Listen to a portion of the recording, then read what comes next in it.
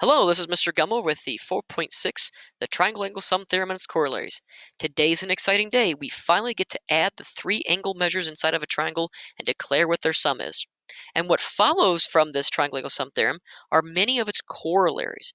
It's because now that we'll have this theorem in place, there are many other relationships that we can then establish within a triangle. Let's take a look. Before we get into the triangle angle sum theorem, we have to then define a few definitions, because in the corollaries, we're going to find that we'll encounter some of these definitions, some of these types of triangles. When I want to know, or we are going to know what these types of triangles are actually meaning. So a right triangle is a triangle that has a right angle. An obtuse triangle is a triangle that has an obtuse angle. Notice that it doesn't say just one right angle or just one obtuse angle. We can't say it's precisely one. We have to prove it. So by definition, we know there's at least one, and then by theorem, we're going to say it's at most one. Let me introduce you to the triangle angle sum theorem, or to us, TASTY. If we take a look, it's T-A-S-T, and we'll seal the two E's out of the word theorem. So now we have the word TASTY. And we finally get to actually declare this today, that the sum of the angles of a triangle is 180 degrees. So we are going to be given a triangle, ABC. We want to prove this for all triangles, which means there's nothing special about this triangle. It's an average, ordinary Joe Mama triangle, which means when we add the measures of angle A, B, and C together, we'll prove that it equals 180 degrees. Let's take a look at its proof. So note before we jump into this proof that whenever I refer to angle B, I refer to the interior angle of the triangle, because we're actually going to change what's happening around angle B here in just a second. See, where our proof begins with our average ordinary triangle is we have learned a new construction this chapter. We have learned that we're allowed to construct parallel lines. And what we're going to do is we're going to construct a line parallel to our segment AC here, such that it passes through point B. So now we have constructed line DE parallel to AC through point B. That's actually one of our legitimate constructions that we've learned this chapter. And what that then does for us, we actually have created parallel lines. Now, what we also know is that that's the only parallel line that exists, because we're allowed at most one through any given point not on a line, at most one. And so that's the only line that we know passes through point B, which means we are guaranteed that this is a safe theorem. Which means what then happens? Well, immediately what happens then is we form pairs of alternate interior angles, because now we're relating the angles that are formed by the line D of the straight angle DBE with the interior angles of the triangle. So take a look at angle DBA and angle A. We can declare that those two angles are in fact equal to each other now. Also take a look at angle EBC and angle C. Those angles are immediately equal to each other by the alternate interior angles consequence.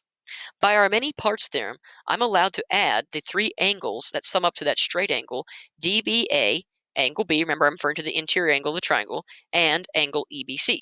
I can add those three angles together to equal entire angle DBE by the many parts theorem. So what do I then know about that angle, straight angle DBE? I know it's a straight angle, which means it measures 180 degrees. So what then does it immediately follow? It immediately follows that I can take out angle DBA, angle EBC, and angle DBE and replace them with their equal counterparts. So DBA turns into angle A, EBC turns into angle C, and DBE turns into 180 degrees. Thus, we have the three angles inside of our triangle, ABC, summed to 180 degrees, QED. What a beautiful proof. Now, I will guarantee, and I mean that, guarantee, that I will ask you to prove this on your test. Now let's take a look at all the tasty corollaries. There are 6 of them to be precise. So let's recall what a corollary is. It's a theorem of a certain sort. What type of sort? It means that it's an immediate consequence or a quick consequence of a theorem of significance. We're going to take a look at 6 corollaries, 3 of which have names, 3 of which don't have names, but I'm always up for suggestions with any of the unnamed ones. Let's take a look at our very first set, which will be our 3 named corollaries. I have third angles theorem, or TAT. It says this: if 2 angles of one triangle are equal to 2 angles of a second, then the third angles of the triangles are equal to. Essentially, what we're going to actually be able to prove using TASTY is that in our diagram we're given angle A and angle R are equal, angle B and angle S are equal, and we're going to prove that angle C and angle T are equal. And I'm going to leave this one up to you. But remember, you know something that actually relates these two triangles. If I add these 3 angles together, they equal 180 degrees. If I add these 3 angles together, they equal 180 degrees. I wonder if then there's a way you can relate the measures of those angles together. Let's take a look at our next one. We saw back at the beginning of chapter 4 that we have the triangle exterior angle inequality. Well, today I introduce you to the triangle exterior angle equality. It's another relationship between the exterior angle and its two remotes. In this case, we're not actually comparing them as far as their measures of size, saying that the exterior is greater than the remotes. In this case, we're actually looking at a really special case where, in fact, it involves the sum of the remote angles. Here's what it says. A triangle exterior angle equals the sum of its remotes, which means if I actually add, in our case, we have angle BCD as the exterior. If I add A and B together, it equals the measure of that remote angle. Now, I'm going to give you guys, sorry, it measures the measure of the exterior angle. I'm going to give you guys some hints. Remember that the sum of these three angles in the interior add up to 180 degrees. And remember that a linear pair of angles also adds up to 180 degrees. I'm almost wondering then if you can relate those sums together. Use that as your hint to show that the exterior is equal to the sum of the two remotes. Our last named one is called the acute base angles theorem. Here's what it states. In an isosceles triangle, the base angles are acute. So now that we know that the three angles inside of a triangle sum to 180 degrees, we can actually use that to actually prove then that each of the two base angles in an isosceles have to be acute. They can't be right, they can't be obtuse, they can't be straight, they can't be reflex. They both have to be obtuse. So you're going to prove that in this diagram, both angles B and C are acute. I'm going to give you guys a little bit of a hint. Let's assume the negation of that, which means let's assume that not both angles B and C are acute. So when you think about not both of them being acute, that means if one was acute, the other one then cannot be acute, right? So that means at least one of the two angles there, B or C, has to be not acute. But then go from what you know about an isosceles triangle to then help you in arriving to a contradiction. Now remember, you're going to use Tasty to help you do this. And oh, one other little piece of advice. All angle measures are positive. Just keep that in mind. All angle measures are positive. Now we move into our unnamed category. We have corollary of the fourth, followed by corollary of the fifth, and then corollary of the sixth. I would love to have some name suggestions for these. So please, if you've got some creative juices flowing, share those with me. So the corollary of the fourth is actually two conditionals packed into one. It says this. An obtuse triangle has at most one obtuse angle.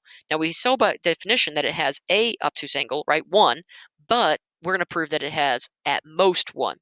The same story goes for the right triangle. We saw that it has a right angle. We're going to prove that it has at most one right angle. We're going to do the proof for the obtuse, and you'll see that if you were to actually repeat this for the right triangle, the proof would vary ever so small, okay, ever so change in detail. So what we're looking at here is we have an obtuse triangle given to us, triangle ABC, with an obtuse angle C. What we're going to prove then is that both angles A and B are acute, which means that there's precisely one obtuse angle inside that. And here is your hint again. Assume the negation, which means assume that not both angles A and B are acute.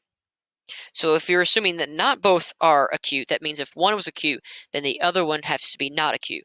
All right. So in that assumption, then you can say at least one of those angles, A and B, are not acute. Think about what it means for them to be not acute angles. And again, you're going to use Tasty. You already know the sum of the three angles add up to 100 degrees, and you're going to use you know that all angle measures are positive. So keep that in mind as well. Now on to corollary of the fifth. In a right triangle, the non-right angles are complementary. This is actually a very simple proof to show, and in fact, my recommendation would be to do this one directly. We're given that triangle ABC has a right angle C. Now we know then, by definition, what the measure of that right angle is. So because we know its measure, and we also know the sum of the three angles add to 180 degrees, show that angle A plus angle B equals 90 degrees, which means you can declare them as complementary. Again, a very, very simple corollary to follow. And again, it should be simple because it's an immediate consequence of our significant theorem, Tasty. Our last proof is corollary of the sixth. The angles of an equilateral triangle measure 60 degrees. Now, we've known that in an equilateral triangle that we've proven that all angle measures inside are equal, which means if we take a look at our equilateral triangle ABC, we can immediately declare that angle A, angle B, and angle C are equal. It's something that we proved way back in chapter 3. It was called the equilateral triangle theorem. All equilateral triangles are equiangular. What we can then do with that is combine that idea with tasty, right? We know the sum of all three of those angles are equal to 180 degrees. Show then that each measure is 60. And really the goal is if you can show one measure 60, then you know all of them measure 60. We have come to the end of our lesson, 4.6. Please be sure to be working on that worksheet. If you do have any questions with that worksheet, do not hesitate to email me. With that, be good and do good.